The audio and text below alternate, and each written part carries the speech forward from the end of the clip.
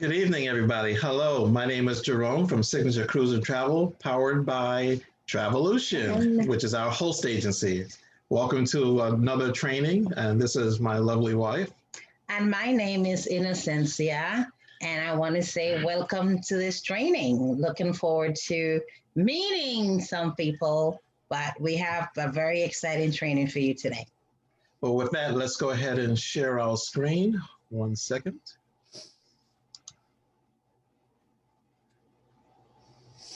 Mm-hmm. Let's disable. It's currently disabled. I'm working on that right now. Just give it a moment to have the screen and share enabled. There we go. Yay!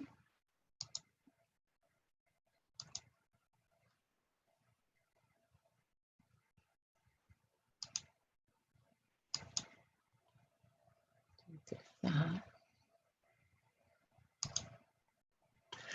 Awesome. Thank you for your patience. So this training is going to be really discussing a little bit about the not so pleasant side or glitz and glamour side of travel, the travel business. What happens sometimes? Oops. What happens sometimes is we have to learn to fail forward. And we'll get into what that means, but it's really dealing with and working through errors and omissions. And we wanted to just kind of talk about, three important attributes when things go wrong, whether it's because you booked something incorrectly or something happened once the client arrived at a resort or airport or a cruise port.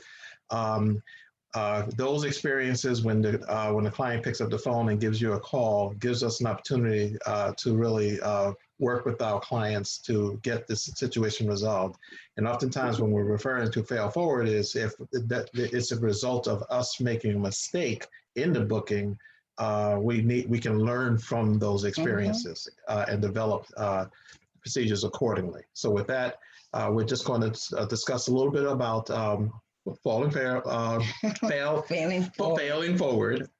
We try to make it sound fun, but it's a serious subject that we wanted to make sure to address so that our agents are aware of what happens. First of all, we also want you to know that it's not just you. Everybody does it. We've done it. It happens to anybody. If you're human, it's going to happen. So with that said, let's go to the first slide. When we're talking about dealing with issues that come up, mistakes on your part in the booking or something happened that wasn't planned for as a result of perhaps not a full planning or sometimes not getting all the information that you required in order to avoid these type of things. One of the characteristics that we really pride ourselves on and really encourage the travel agents to do is to handle the situation with integrity. Integrity, we adhere to our moral and ethical principles, and we work honestly and fairly with the public and each other. And each other meaning sometimes when we're working with each other within to help to support each other through certain situations. And another quote that I really liked about integrity is the choice between doing what's convenient and what's right. And that was by Tony Douglas, a great football coach that I love and admire. Integrity is a major, one of the reasons I listed that first is because that's the major foundational component to dealing with issues that come up. It can be a scary thing if you get a client that's irate or not, up until the point that they were about to take off for their trip, all you heard was pleasant tone in their voice. And people get stressed sometimes when they're traveling, and depending on what the scenario is, sometimes it can be stressful to hear that and to deal with it. But one thing that you have to keep intact when you're dealing with it is integrity. The other attribute that we'd like to discuss when it comes to dealing with errors or omissions that take place is being timely with how you respond to this situation. And so we came up with, we saw some great attributes when it came to timely, and it's synonymous with being handling things in a timely manner, handling things in due course, in due time, and a good time, without delay. We kind of graphics. If everybody can mute their phones, that would be very good. Thank you so much. So we were just picking some graphics that just really show once you get off the phone with the client, we have to get to work. And I love the client on the lower left corner. That was you want to explain why you thought of that one? Well, again, we were speaking of doing things and doing it in a timely manner, right? When especially if our client is already where they needed to be, or they're already en route. They don't want to be able to call you and you're not present, you're not there to continue that excellent service that they expect from you. So the moment you get the call from them is when you need to spring into action.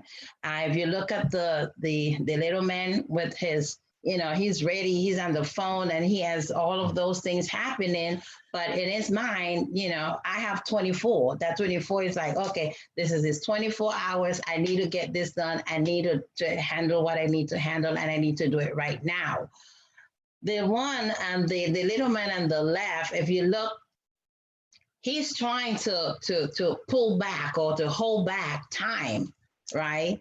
And that is something that we are unable to do. We cannot hold time back. The clock is gonna keep ticking, and it's what are you doing while the clock is ticking? No matter how much you want to go back and hope and wish that it was different, that whatever transpired didn't happen, we are unable to take the clock back. It can't go back. As the other ones say, once you're on the road, right, there is no turning back. There's no U-turn, right? So it's what am I going to do to resolve the issue, to resolve the situation that my client is facing at this moment?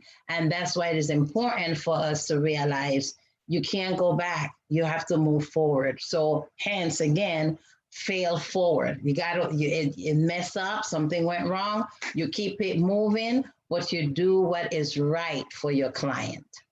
So far we out of the three, we've talked about integrity, we talked about timely, and the last one that characteristic we just wanted to make sure to emphasize when something goes wrong is working on the issue until it's completely resolved.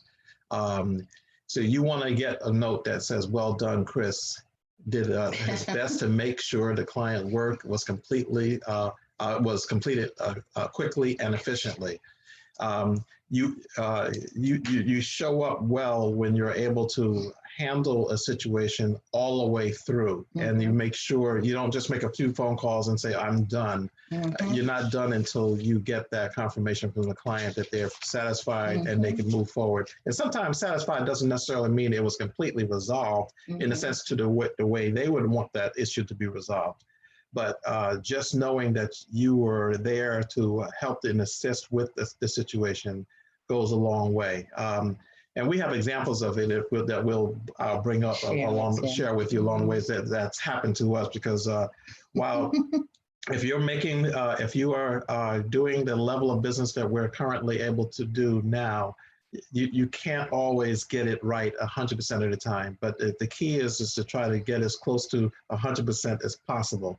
But as long as you're human and have bloods running through your veins, there's always going to be something that happened, whether it's you or the vendor or some misunderstanding. So you want to make sure to certainly handle it with integrity, handle it in a timely basis, and handle it completely. And with that said, complete the task as best as you possibly can in a timely fashion. But we diverse. Let's go into what we can do to kind of avoid errors and omissions. so that we can get things resolved before, get things done so that these things don't happen as much. So travel agents, keep calm and avoid errors.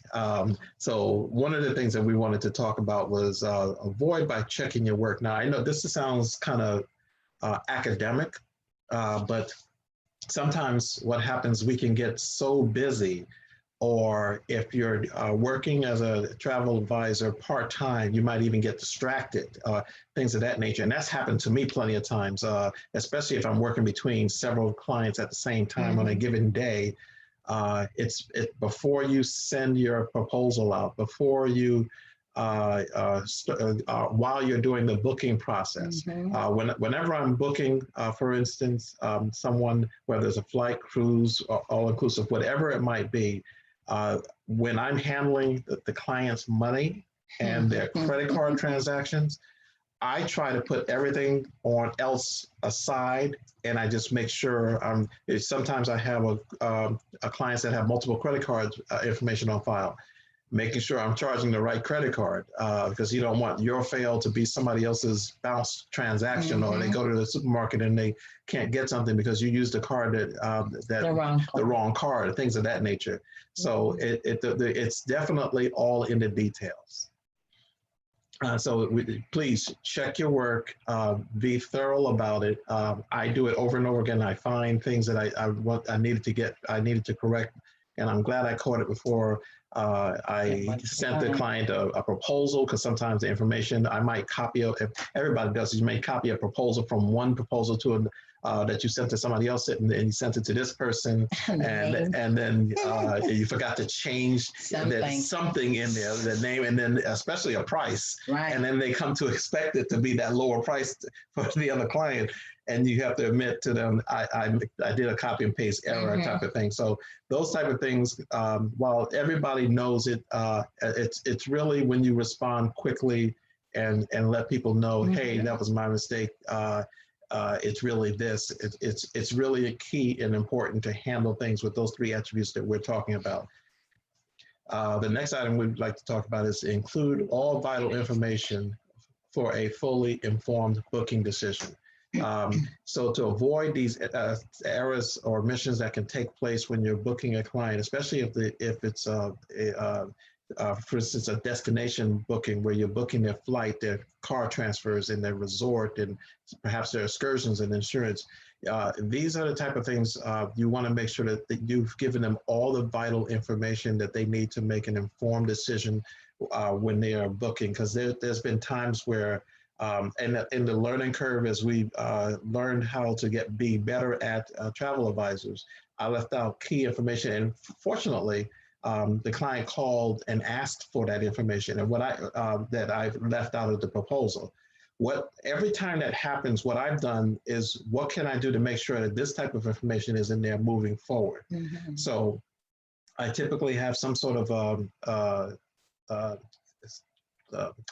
setup that's already pre-organized that I use when I'm preparing a proposal. So I just make sure that these type of things, or any additional information that should be in there, is included or added. So as I learn about it, failing forward, as I learn about, if somebody comes back with a question, that to me means my proposal wasn't clear. And how do I make it clearer? And so I try to take those inquiries and improve it for the next time I send out a proposal of that nature.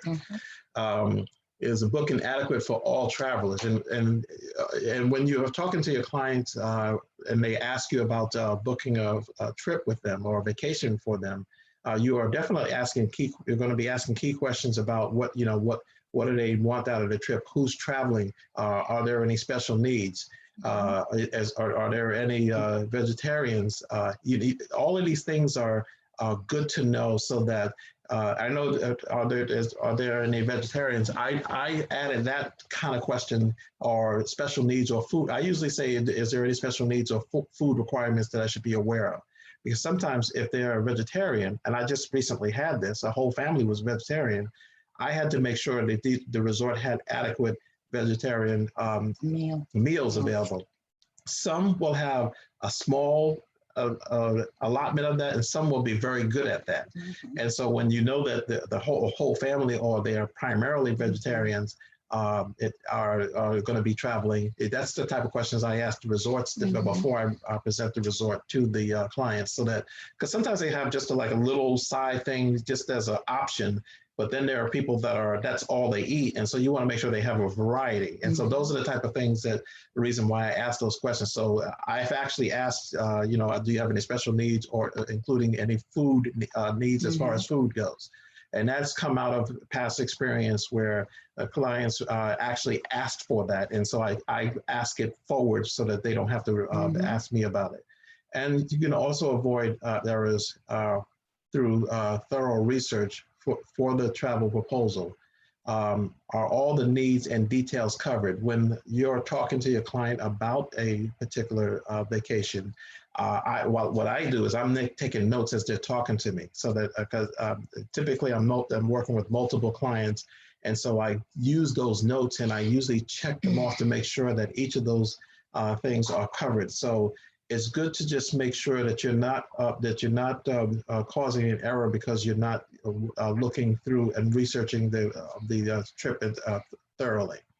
Avoid now this has been a problem of late for us in the last, I would say, two or three, maybe 2 or 2.5 years. The last point is avoid exceeding your working capacity to serve your clients with excellence. And what I mean by that is we're at a point now that everybody is trying to get out. COVID we're getting more and more relief as people get vaccinated. And so we're getting more and more calls. That's basically what the boils down to. And so I've had to actually set our clients' expectations as it relates to when I can be able to get to them. So if somebody's talking to me about a family vacation late next year, and then I get another call where they're looking to book for next month, I usually let the people that are later know, hey, instead of within 24 hours like we normally do to get back to you, it may take me about 2 or 3 days. Is that okay with you, or do you need it sooner? I usually ask that question. I don't just tell them, but I ask it, and that's something I had to learn to do, because I would say that and as if it was okay. And sometimes it wasn't. They were trying to make a decision based on whatever funds they had right then and there. So, so in setting their expectations, there's sometimes that you do have to make adjustments, even though the vacation is for late next year sometime. They need to know that information now so that they can share with their family and make a decision. It might be around other plans that they may have. But by setting those expectations, it manages my workload, and that's what I'm more so talking about. That helps you to not make a lot of errors when you're trying to do too much in too little time, just to kind of crank it out. Your job as an advisor is just that, to advise you, and you really need to take time to understand the needs of the client, make sure that you include everything that's needed for them to make a valuable decision as it relates to their time and money and vacation dollars. And so setting those expectations and not taking on too much at any given time is key and important. And hopefully all of us run into this problem where we have to start setting time, but it does happen. And sometimes, even though you may not have a lot of clients, you may have several that are coming at you at one time. Try to set their expectations, try to spread it out so that you can do the job well and with excellence. So we just want to give you a few kind of specific examples as it relates to avoiding errors and omissions regarding airline bookings and quality checks. Okay, in terms of avoiding those errors, because as some of you know, I work for an airline and I get quite a lot of booking errors that take place. One of them that you have to make sure is that when you are booking for our client, you have to make sure that you're indicating in the proposal, right, the type of class or the cabin class that they are going to be in. With the airline ticket, you have core seats. You also have like the business class and etc. Right? There are some core seats that uh, that requires you to pay for it, and then there are seats that require you not to pay for it.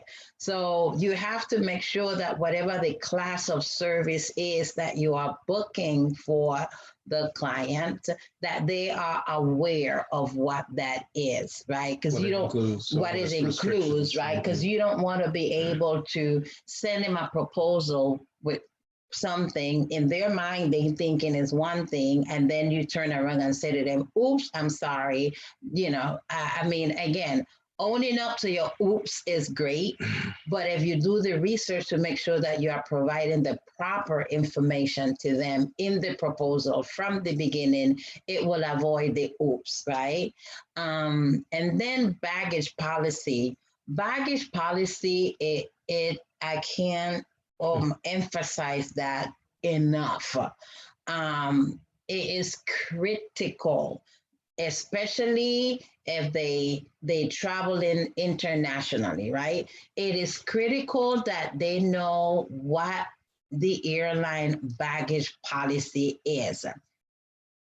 Don't let people show up to the airport with two big old check bags and assume that the airline that's name start with an S, and then it goes down. I'm not gonna mention any name, but you don't want them feeling that every airline have the same policy, right? So they show up at the airport thinking that they're gonna be able to check in 2 free bags, and then they realize, or they get hit like, boom, boom. No, you have to pay X amount for the first and X amount for the second bag. So make sure that, as we put it there, include the airline website link, right? And if you know what the baggage policy is, you could mention that to them.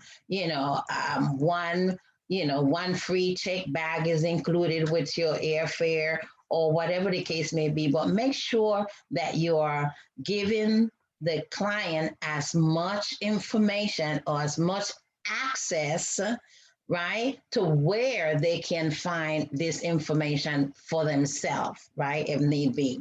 Now, for international flights, because we are in this COVID, or I can't say post-COVID, because COVID is still in the atmosphere, right? We want to make sure that we're including the COVID protocol, because for international flights, from country to country, the protocols are totally different.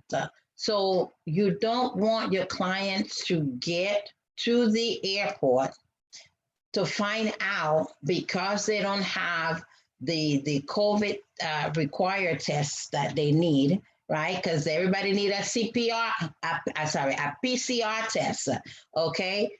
Rapid tests doesn't work. They need a PCR test. So you have to make sure that they know what the proper protocol is when it comes on to COVID requirement, and not only for when they leave in the country, but they also need to know what the protocol is to re-enter into the US, because the United States of America also have re-entry COVID protocols. So if they think that they could leave and there's only one way, it's not going to happen. And we want to share this with you, because, and myself in particular, because I hear it when I get the calls and they're saying, but my flight is for tomorrow, right? And what is the requirement for me to come back into the US? And I have to tell them, you need to have had a COVID test within 3 days, 72 hours. And it's like, oh, what do I do now? I said, I'm sorry, the flight have to be canceled. We have to book something new for them. So let's do everything that we have to do to make sure that our clients, especially in international flights, that they know what these protocols is, both going and coming. And this piece of information right here, we have experienced some stuff with this one right here, right? Spell the names of your client correctly. Ask them how is your name spelled, right, on your government issue ID? How does it appear? And I'm gonna tell you the honest truth.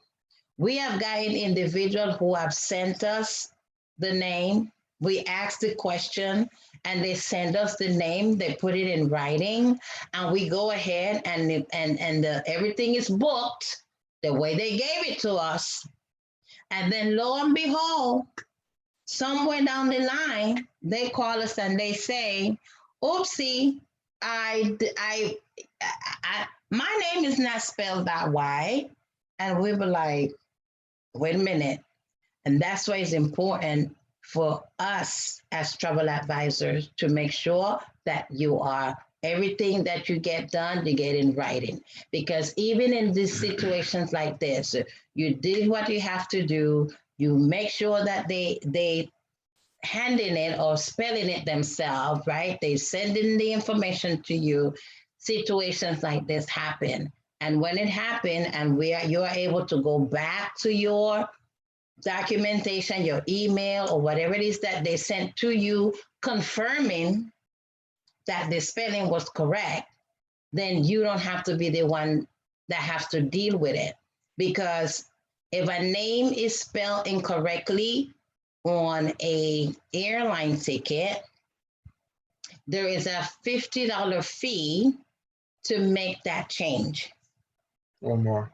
Or more, right? So we want to make sure that we avoid that. I know Jerome and we make sure that we ask sometime multiple times, because once you have one or two incidences like that, you make sure that you get in this correct spelling. Okay, just to make sure we're getting ready to book this airline ticket. This is the way it's spelled, and spell it out. A for apple, B for boy, C for Charlie. Yeah. Do it phonetically and make sure that they are agreeing to what they actually sent you.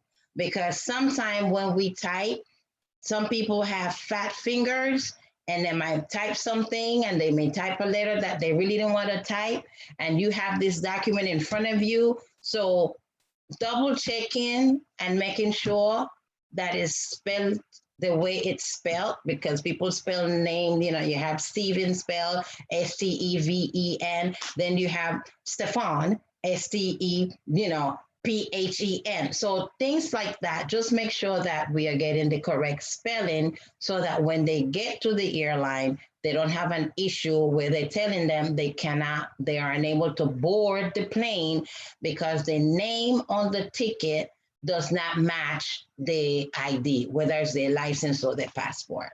We just recently had this happen about a month ago. You would think people know their names, but you'd be surprised, because we had a name, it was submitted to us, but they forgot that on their passport, their name ends with the JR for junior. I don't know what conversation brought this up, where I finally, I already booked them and they were going to Jamaica. So this is an international affair. And without that JR, they could have easily been denied going to Jamaica, which would have meant time and money to resume that vacation.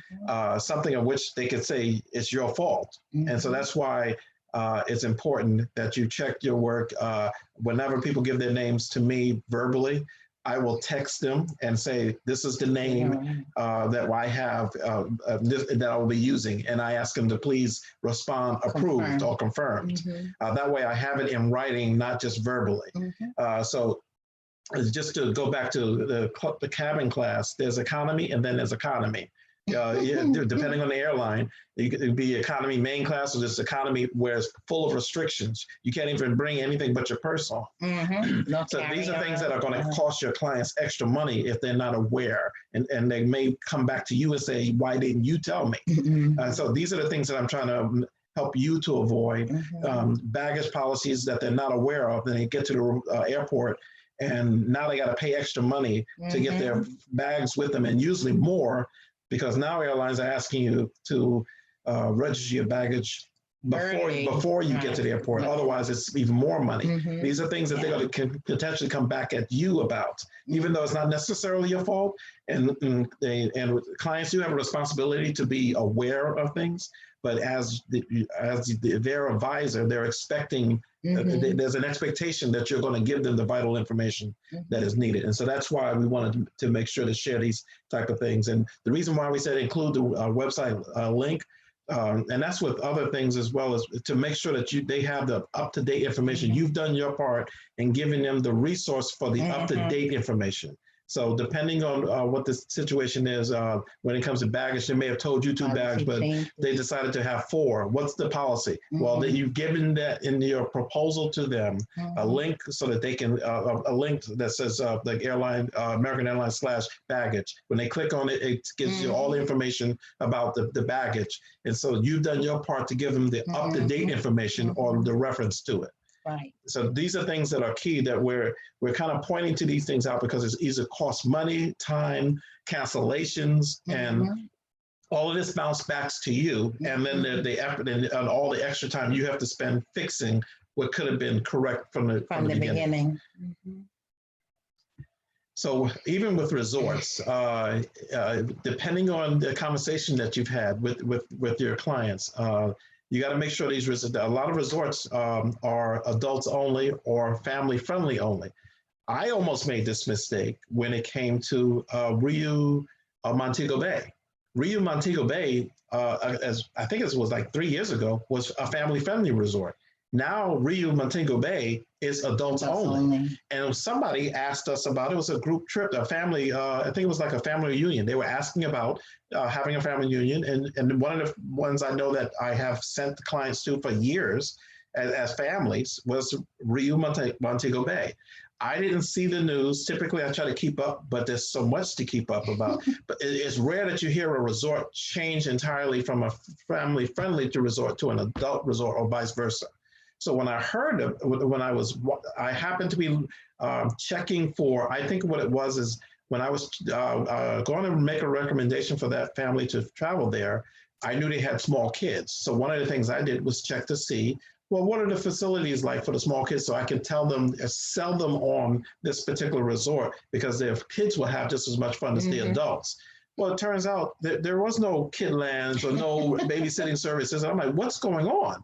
And that's when I discovered that that detail, that there was no longer. So things like that is very important, depending on the client that you're booking and who you know is going with. That's why I asked these questions: who's traveling with you, so that I'm recommending the appropriate resorts to them.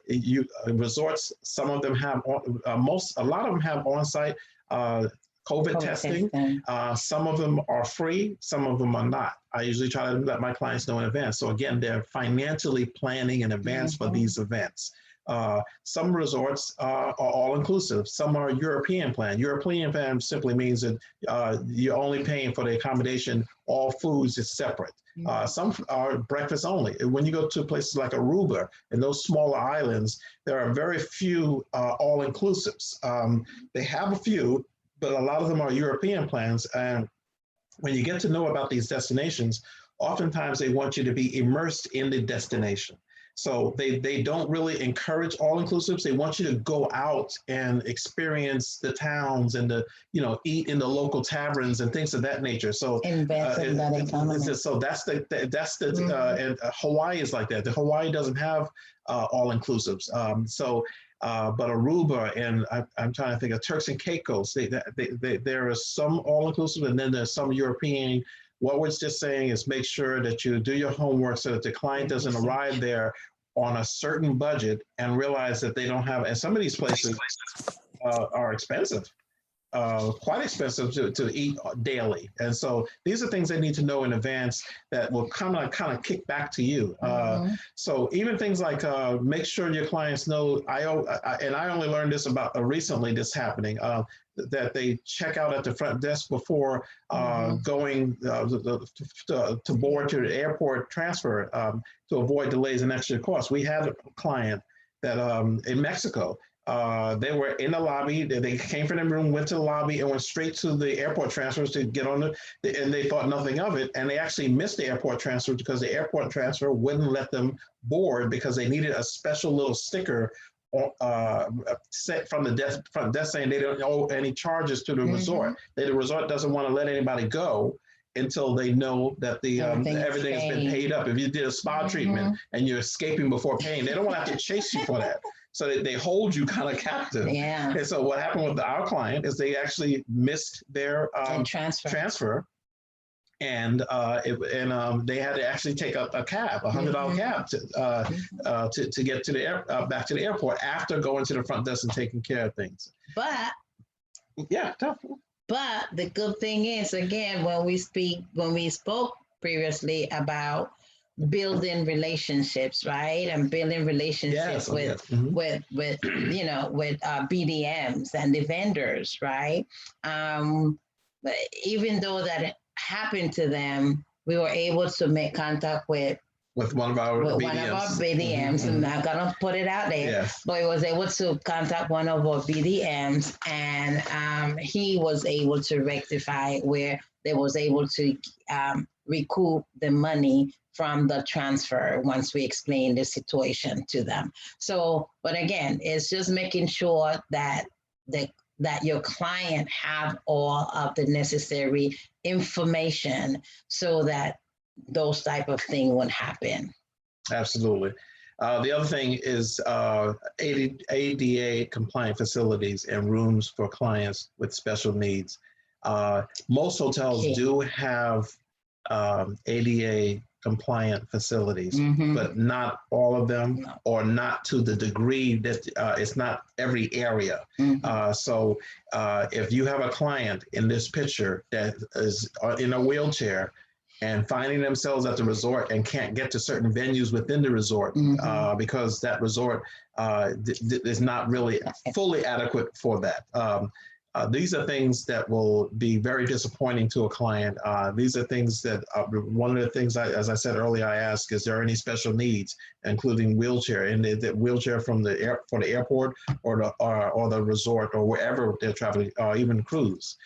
So these are key things that are going to make or break a vacation, or even make or break your relationship with your clients. So we're hoping that you're kind of getting some of the things that we learned from. These are things that we had to stump our toes on, that we wanted to share with you so that you don't run into these things. And it hopefully will help you in the thinking process as you're planning for your clients, advising for your clients, and making sure that all the points are covered.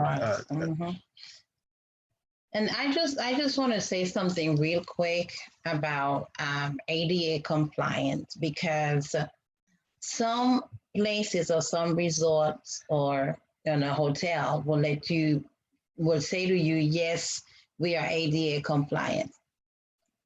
To me, that is not enough, right?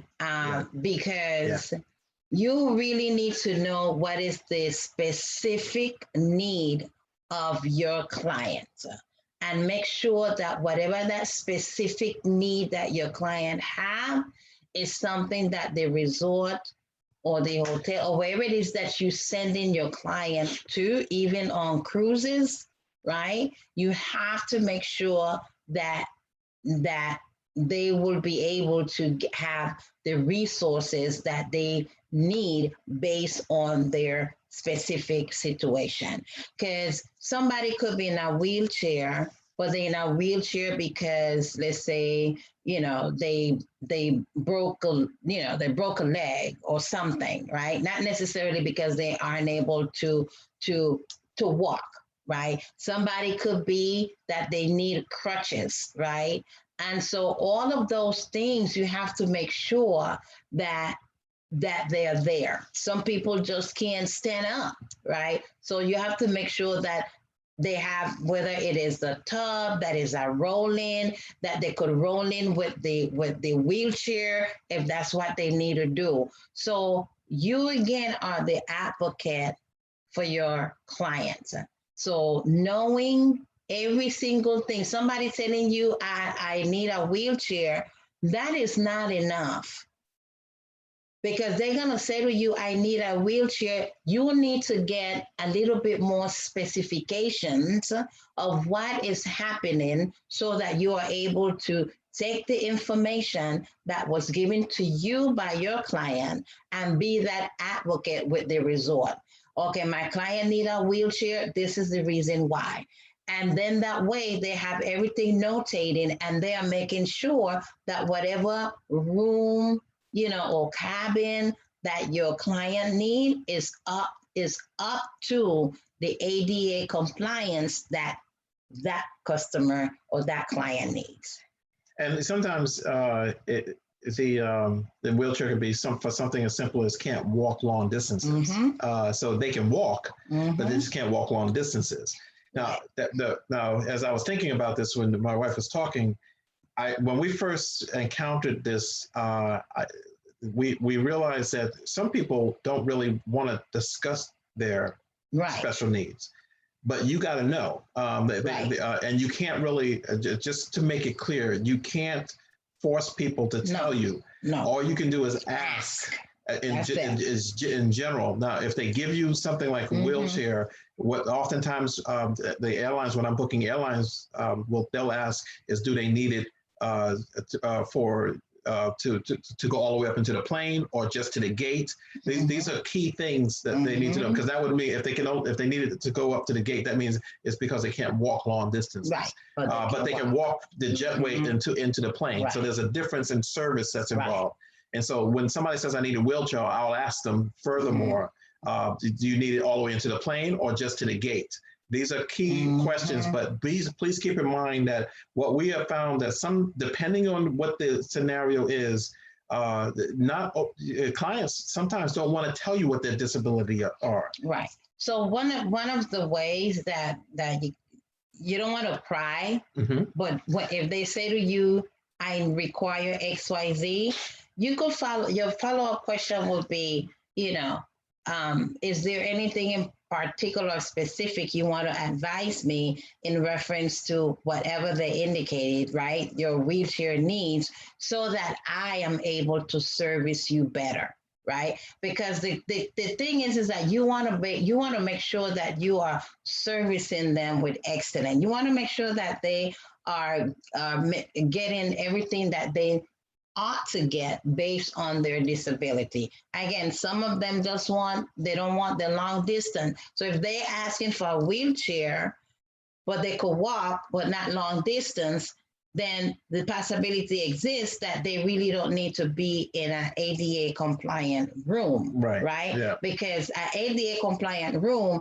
there is different configurations. Some of them have, because they're in a wheelchair, in their mind, they're gonna be sitting most of the time. So the toilet is a different height. The sink is a different height. The bathroom, because then they have the rolling bathroom. So you want to make sure, because you don't want to put somebody that requested a wheelchair in that category room, and then they get there and they're upset. They be like, why did you, so you have to, because they will get upset, because it's like you put them in a room where everything is lower, right? And they didn't need it. They only needed the wheelchair to get from point A to point B. So that's why it's important to get some information and make sure that you have the proper information so that you could service them better.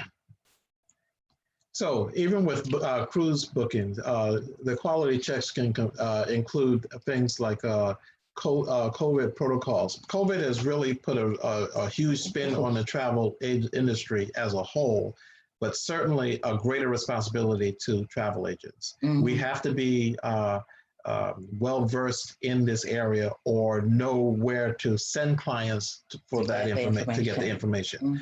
You're not going to know everything. Things keep changing. The protocols keeps changing.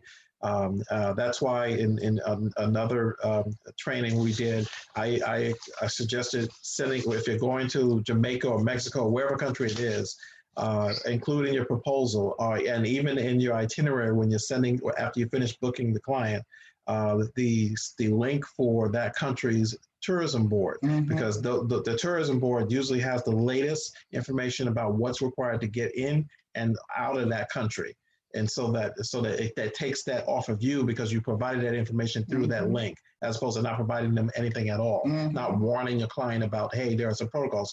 Because not everybody's thinking what it takes to travel. That's what they're relying on you for, is to give them that vital information at least. And so for COVID versus non-COVID, clients need to be aware of restrictions before they go, because it can become very costly if they don't. Required COVID testings for non-vaccinated travelers, for instance, at the traveler's cost is one of those costs. When you arrive to the cruise port and you're not vaccinated, the current protocol is that you have to be tested to see if you're for COVID, and you have to pass that test with a negative report. But that test is at the traveler's cost. And so the traveler needs to be aware of that going into this, not when they arrive at the cruise port. It's required to pre-purchase insurance policy. You need to advise them of that. So when you're taking a cruise, many of the cruises are requiring a travel insurance. So that travel insurance has to do with if there's some sort of COVID outbreak. Typically, what they'll do is they'll drop you off at the very next country that you're at, put you up in a hotel, and fly you home. But the insurance company is covering that. So these are things that they need to know, because you would hate for a client to arrive at a cruise port with no travel insurance that you should have offered them and arranged for them, and now they can't get on the cruise. That's serious. And that's an omission that may come back to bite you.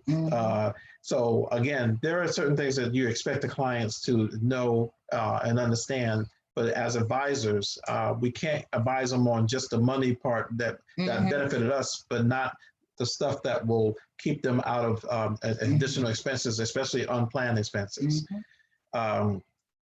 There's must knows when it comes to excursions rules.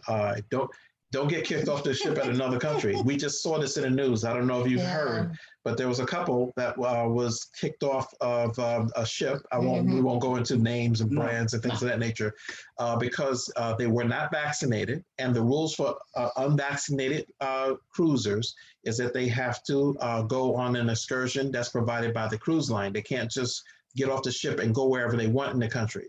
The cruise line arranges for these excursions that are compliant with the country in making sure that people are not interacting with their general population, thus causing COVID outbreaks. They don't want people coming off ships and bringing COVID with them when we know that this passenger, is not vaccinated, and we're letting them into the country. They're trying to avoid that. Well, the ship, once those passengers came back to the state, apparently must have arrived, got off the ship on a ship's excursion, but they left that group.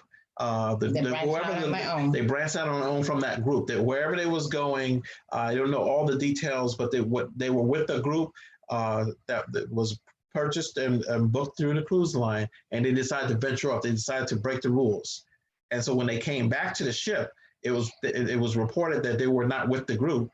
And they had to leave that ship. They had to go up to their cabins, get their bags, and get off and find their way home. You have to book your own flight. This is not provided by the cruise line. You have to find your own way home. So at your cost. Right. And so this is serious business that the clients need to be aware of.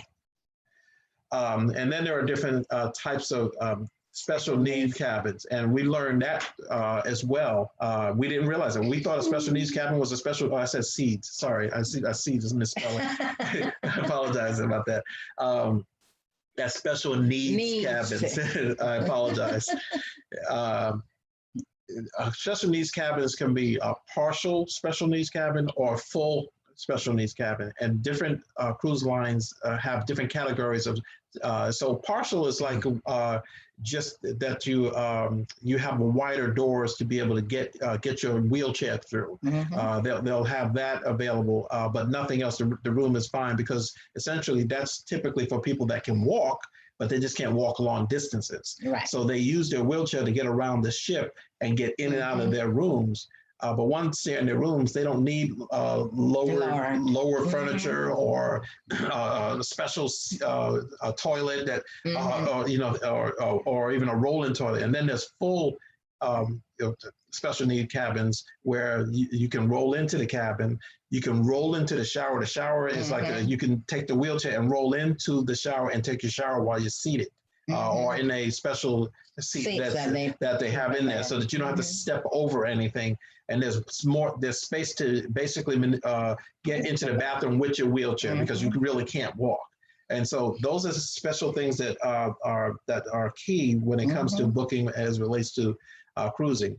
Now we have a website here that we wanted to share with you. It's www.specialneedsatsea.com. You can actually get certified as a special needs travel advisor.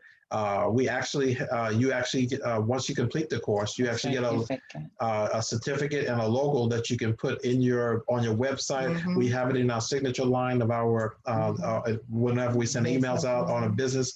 And I advise everybody that's going to do any kind of work with special needs or possibly with clients with special needs to really go ahead and take that course. It was a very short course. It didn't take a lot. It was basically making you aware of the special needs, the requirements, and what people need. And you'd be surprised what you don't think about when it comes to special needs. So www.specialneedsatsea is a great website to go to just to become more familiar with that, acclimated to special needs and what people need that we just don't think about every day if you're not really in that position.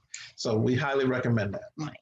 And I know some might be saying, "Oh, I'm not gonna deal with special need," but somewhere along the line in the business, you will, because again, special needs doesn't necessarily mean somebody who have a permanent disability.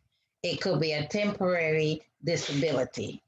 For somebody tripped, they broke their arm, they broke their leg. That is not permanent. That is temporary. So we all at one point or the other in this business gonna be dealing with somebody that may need something, a elderly person that can move around as much as they want. You have to make sure that you need what are the requirements and what it is that they need and what the place is, the resort or cruise line that you're sending them to have to accommodate their needs. And special needs can be, what we found out from this this website, somebody can need insulin. And the resort typically doesn't have refrigerator in the room. Well, if you identify a special need by the client, then they have to provide it at no cost to the client.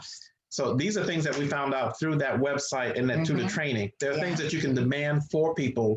The special needs are not just, like I said, limited to or wheelchairs. It's all kind of special needs. And that's what that website will teach you about that you wouldn't be aware of. So things like needing a refrigerator for insulin in your room, and they usually charge for it, but they can't because it's for medication. Those are things to know that will be helpful for your client, and they will greatly appreciate that because they would think they have to pay for a refrigerator when they really don't. Okay, so we've covered a number of different types of things to kind of look out for, and so we just want to kind of talk about, the errors and omissions and when it's discovered or reported to when you get that call from the client about the situation. Well, we want to first say we all make mistakes. The agents, the vendors alike. So like I said a couple of times before, we're all human. We do make mistakes. The focus is how we respond, and that counts. Just don't panic.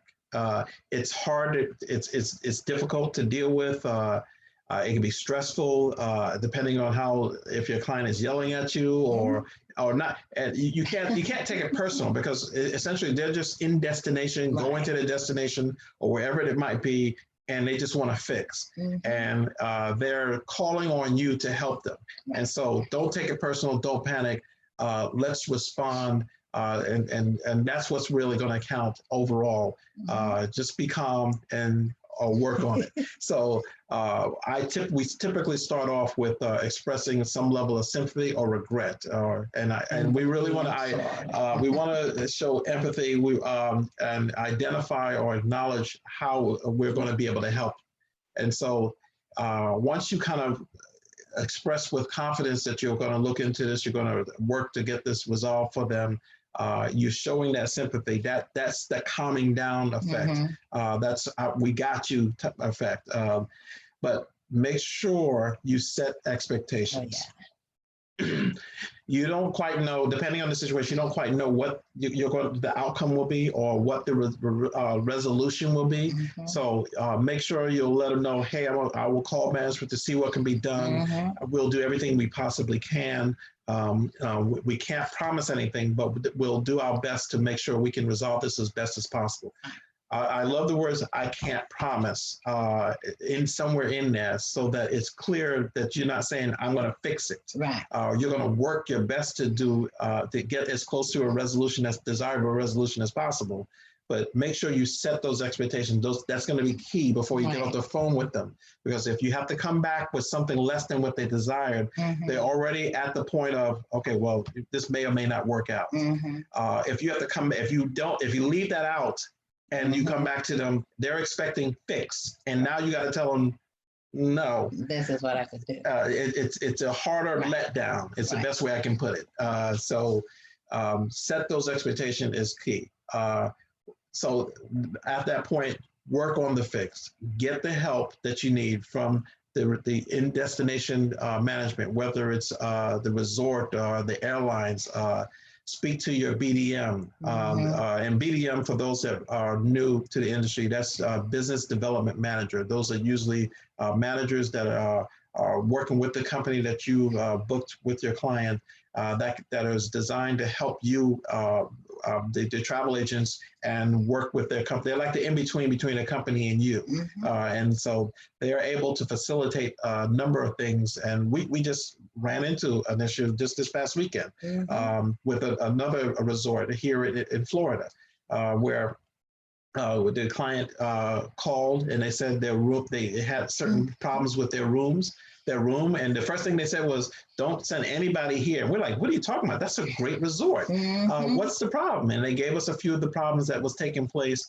And we said, that's unacceptable. That's unacceptable. So because we've been to this resort, we've sent clients to that resort, there's been no issues. And so what we did is we actually got on the phone with because typically we dealt with the front desk management of that particular resort, and they were very good. They were very attentive. They were going to work on the issue. But then we took it a step further, and we called our BDM and said, if they don't resolve this to the level that we need, what can we offer our clients? What can be done? And that BDM ended up calling her supervisor.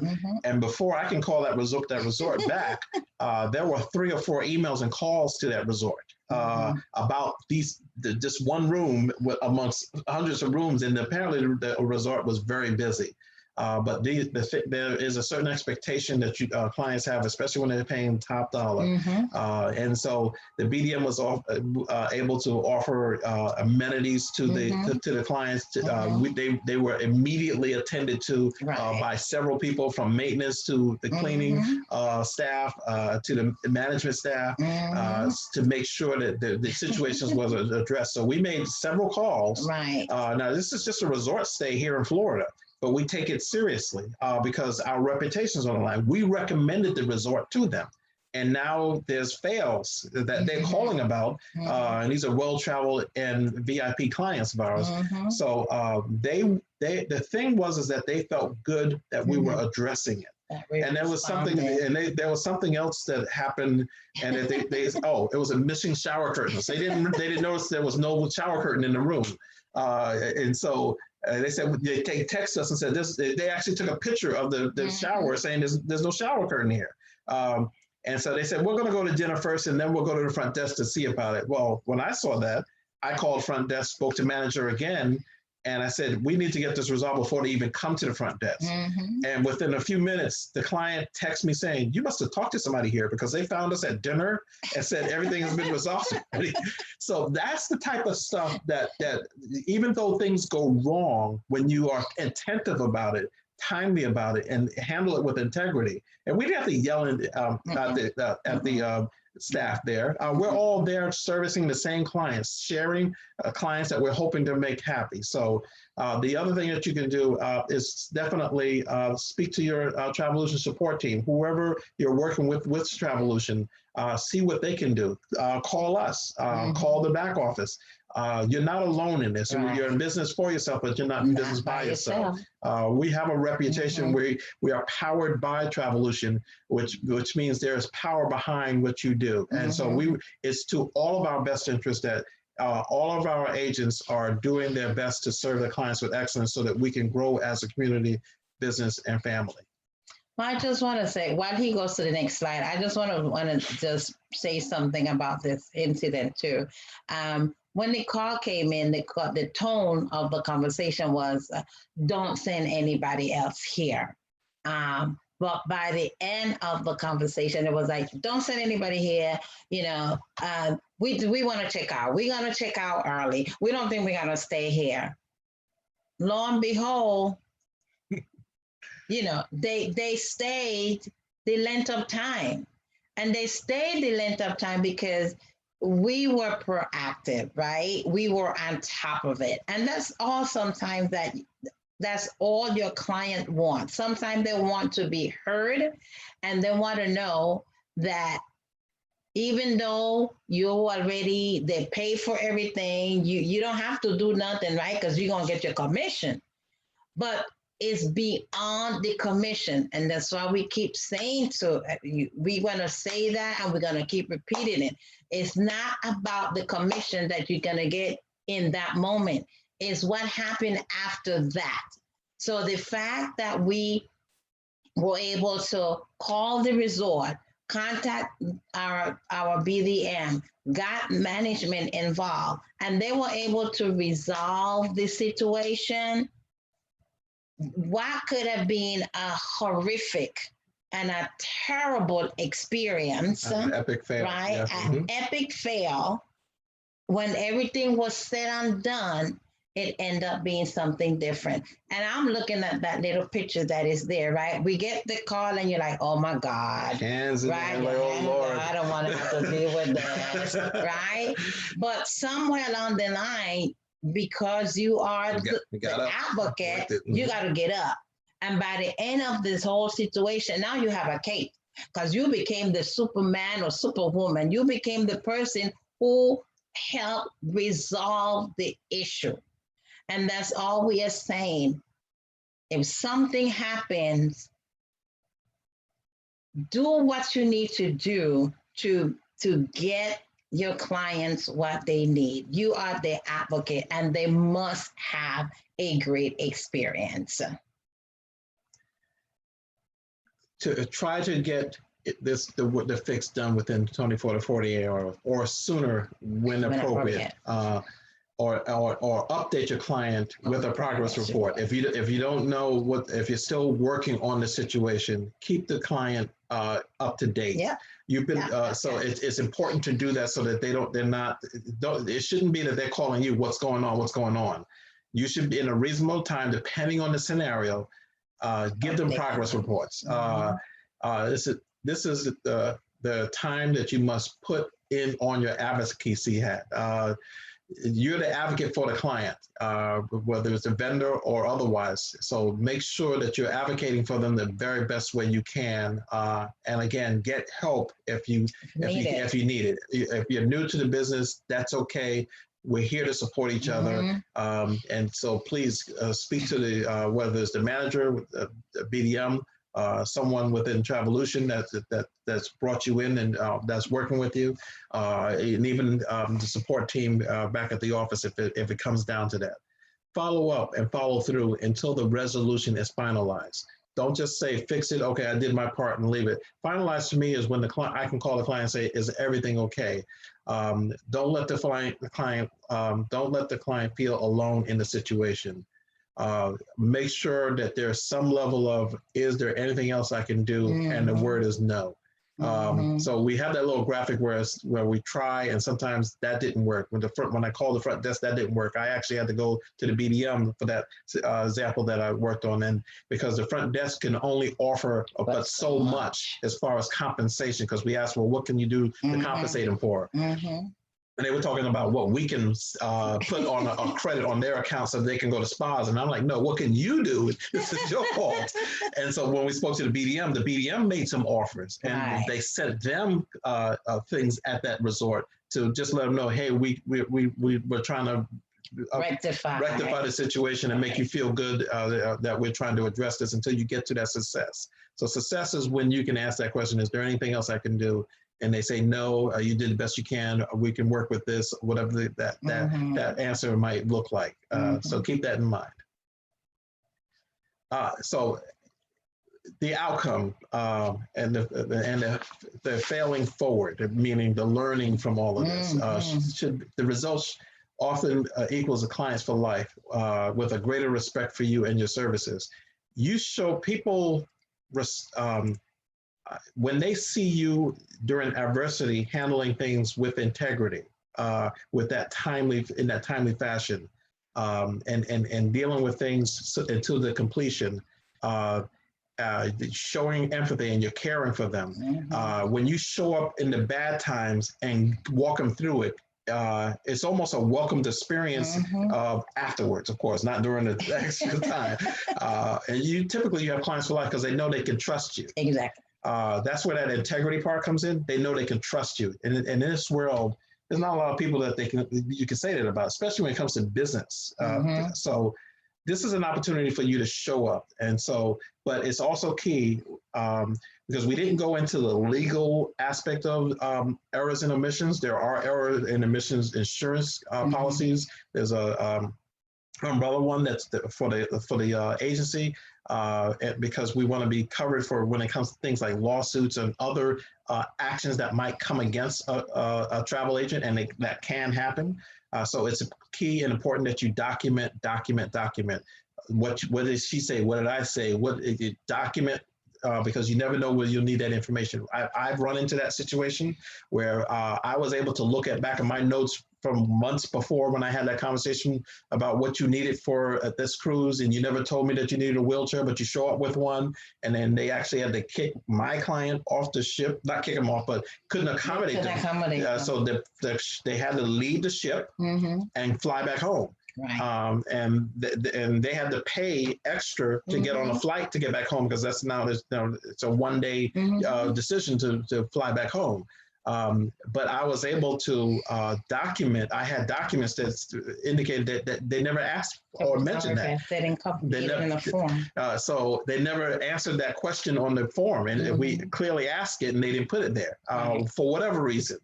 So you can't blame me for not knowing and not booking you a cabin that has a wheelchair access.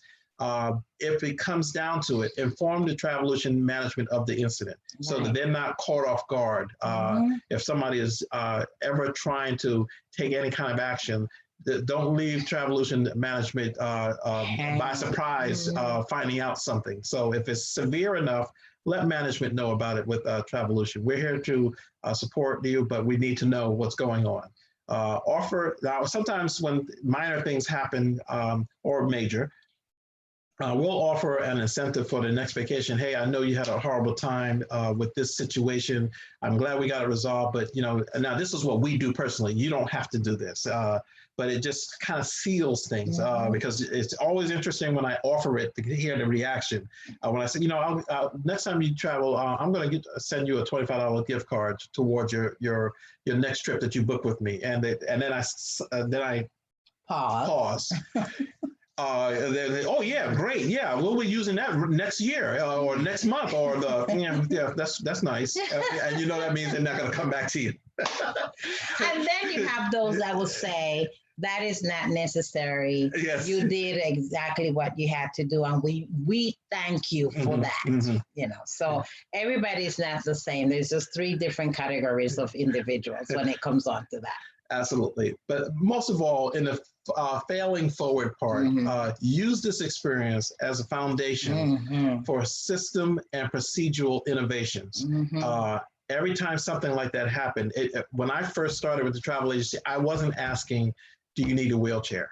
It wasn't until the first incident where somebody said, I need a wheelchair, and there wasn't any arrangement at the airport. And obviously that was an easy fix because the airports can accommodate that. But that's when I knew, make sure you ask those type of questions. So that was a procedural change that I made. I made sure to ask certain questions to put in place. The procedural innovations where I'm adding more information into my proposals. These are key because, again, the client is making an informed decision. They're valuable vacation dollars and time. You want it to be as smooth as possible. So what I love about the quote from Bill Gates, it says, your most unhappy customers are your greatest source of learning. And that is so true. So don't be afraid of the learning. Don't be afraid of dealing with this situation because you will learn so much, but oftentimes you'll get the most satisfied customers because they know you got their back when there's trouble. Instead of trying to find you and they're on their own, that's when it's really bad. It's tough sometimes, it's stressful sometimes, but it does work, and you will find yourself most of the time, if you're doing handling things with these 3 attributes, and there's more to add to that, but we wanted to kind of be focused in these areas, you'll find yourselves very successful in this business.